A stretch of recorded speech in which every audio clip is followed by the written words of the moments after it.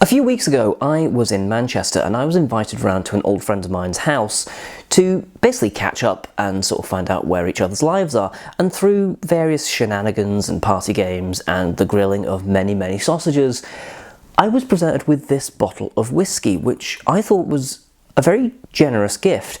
And I was asked by mine hosts what I knew about it, and the answer was nothing, really. I'd heard of the distillery, but I had no idea what they were about, or what they did, or who, or what, or why, or what. So I kind of dodged around the question and just talked about independent bottling instead, and I think I got away with it until they're watching this, and hi. So this is Glentachers, and because of Gaelic, that CH sound, you have to kind of do it like you're a Klingon. Glentauchers is also fine, but it is supposed to be Glentachers, as if you're saying kapla. So now you know. I'm not a Gaelic speaker, I'm not even Scottish, so expect me to bounce between the two pronunciations. This was a very generous gift. This is a 19-year-old bottle of whiskey. It's a Gordon MacPhail bottling, because official bottlings of this don't really exist. I think there's been one or two in the annals of time, and given how old this distillery is, that's kind of impressive. This distillery has one function and one function alone, and that is to function as blend filler, basically. Which is a bit of a shame, because I've had a chance to try this whiskey, and it's got some character, man. It can stand on its own 2 feet. I've done a bit of research on the Gordon MacPhail website, and how they describe it is that it is a massively underrated whiskey, and I've kind of got to agree with them. So today we're going to look into a little bit of the history, and I'm going to tell you what this whiskey tastes like, because I'm nice like that. So to kick off, the distillery was established in 1897 by a man called James Buchanan. He's really well known as sort of the blend meister of his day. He established some really well known blend brands such as Black and White and House of Commons. You don't tend to see them around too much these days. They've kind of been drowned out by things like Famous Grouse and Bells and stuff, but they are still kicking. Well, I know Black and White is. I'm not too sure about House of Commons anymore. Fun fact about this distillery, it was one of the first ones to take advantage of the emerging, fledgling, hipster thing that was the railway network in Scotland. They even went so far as to build a bit of their own railway sidings into the distillery itself. I'm pretty sure that that's not there anymore, or remnants of it, but it's not in use, basically. But it was a cool little thing that they had while it was new and hip and cool. The distillery was mothballed in 1985 by United Distillers, but it was open again in 92 by Allied Distillers. The distillery is currently owned by Pernod Ricard, and it puts out 4,500,000 litres of booze a year, which is a lot, considering not a lot of people have heard of it. So now we should talk about the actual whiskey. I'm loving the label. It kind of reminds me a little bit of like graph paper. I don't know if, if you ever had to like draw graphs in maths. I don't know if they still do that, but we did, and let me tell you, it was shit. I did not enjoy that as an activity at all, and I have never had to do it since, because a little thing called Excel exists, and it does it all for you. There's a little blurb on the back, but it's mainly talking about Gordon MacPhail as blenders. Since 1895, Gordon MacPhail has worked with the majority of Scotland's distillers, and today matures, selects and bottles some of the world's finest and rarest single malt Scotch whiskies. This particular one was distilled in 1994, and it was bottled in 2013, so yeah, 19 years. Oh, and it turns out all that research that I've blue tacked to the side of my camera to make it look like I know what I'm talking about is also on the back of the label, so I didn't need to bother doing that. That's awkward. Okay. Oh, the distillery was designed by local architect John Alcock, so that's something I didn't bother to write down. It's 43%, and there's not really any mention of whether it's non-chill filtered or coloured, which is unusual for Gordon MacPhail, because they're normally all about their integrity bottlings. It's a little unusual as well that it's 43%. They normally go for, actually, no they don't, Ben Romack, that's Gordon, is that Gordon MacPhail? Am I getting my indies mixed up now? Because that's 43, isn't it? Is this knowledge? Is this what knowledge feels like? I don't like it. I've been letting this breathe now for about 20 odd minutes, because it does kind of need it. My initial impressions of this whiskey have been that it is fruity and light, but I'm curious to see kind of what my second impressions are, because I've I've left it alone for a couple of weeks, gone away, done other things, gone back to work, been hella tired. 7:30 a.m. starts. I'm not used to them. Like, I was normally up until 7 a.m. on a good night watching Netflix. I'm not made for mornings anymore. It's not... I don't like it. I don't like mornings.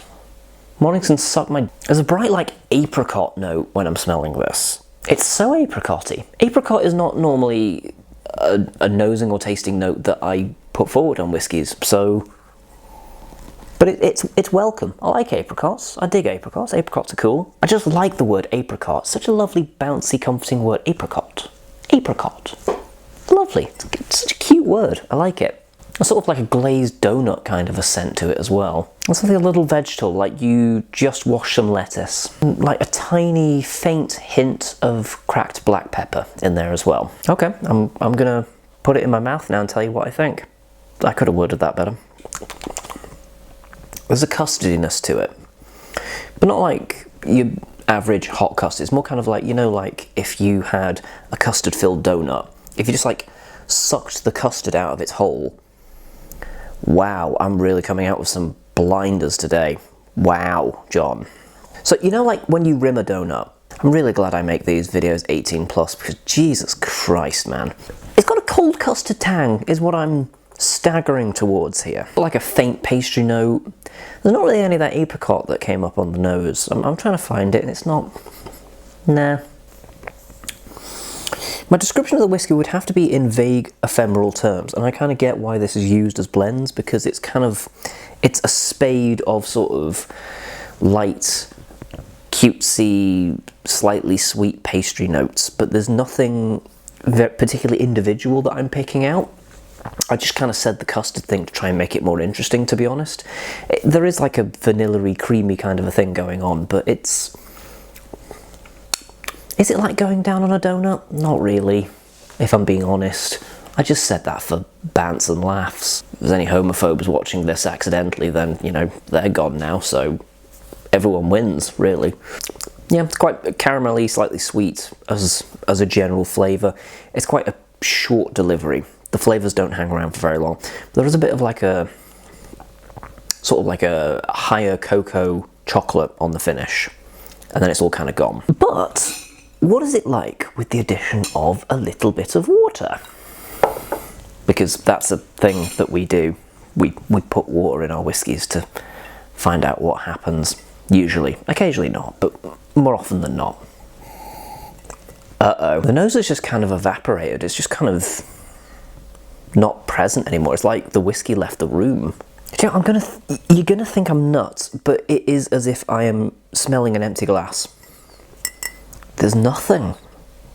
I'm not even kidding. Like, it's not like, oh, you know, there's a bit of a singe, but I'm struggling. There's just a blank canvas. It's like it's cloaked. I'm trying to like reset my senses by like smelling something else as well. That's sometimes something that can help, but maybe like a tiny, tiny, tiny bit of apple.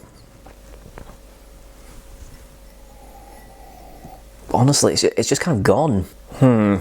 Has the water destroyed it? Let's find out. The flavour, it's gone more kind of slightly lactic, creamy. It's still very sweet, but then there's kind of like a chewing tobacco thing coming out of nowhere. Yeah, a little bit of molasses, a little bit of like licorice in there as well. I'm digging the flavours that are there, actually. It's not massively complicated, if I'm being completely honest, but what is there is pleasant. And there is kind of like a, sort of like, if anyone's ever had those packet blancmanges, it's the chocolate blancmange. Quite creamy, a little chocolatey. And it's like someone dropped a little bit of like rolling tobacco in it as well, just for good measure. That's a fucked up birthday party right there. Does anyone still even eat blancmange? I could kind of go for a blancmange right about now, actually. I wonder if Max from Tasting History will do a blancmange at some point. He should do a blancmange. They're weird. A good, if kind of unremarkable dram at the same time. It's weird. It's nice. It's perfectly pleasant, but there's nothing like overtly sophisticated about it or anything like that. You kind of get why it's mainly blend filler. It's still perfectly nice. It's not overly complicated, and for the age, you would expect more to be going on. Now, I can't speak from experience from, you know, what could be causing that. Could be duff casks, it could be just the fact that they're kind of just churning out whiskey that's not going to really be the star of the show anyway, except in cases like this. It is definitely underwhelming for the age. It's super light, and obviously it's not designed to be presented in this way. It's designed to contribute to other whiskies and form a more cohesive whole in massively marketed generic blended whiskies. Give it like a 2.75. You know, it gets some marks for being semi-integral and having some flavour components, and also just not being terrible. But it does lose a fair bit, because I don't feel like I've got enough information here in terms of, like, is it chill filtered or not? Is it coloured or not? If it's not declared, I think we can assume that it is on both counts. That's normally how it works.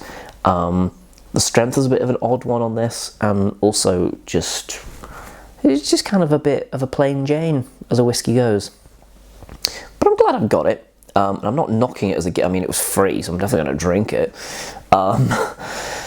So yeah, I should also say as well, like, you know, the people that gave me this, they did not go out of their way to gift this to me. I'm not like slating them 9 ways to Christmas. That's a weird phrase I just came up with off the top of my head. Yeah, they got this for free, and then they gave it to me for free. It's been very, very much passed around, this whiskey. It's okay. It's okay. I like you, and that's as good as you can hope for. Thank you very much for watching, guys.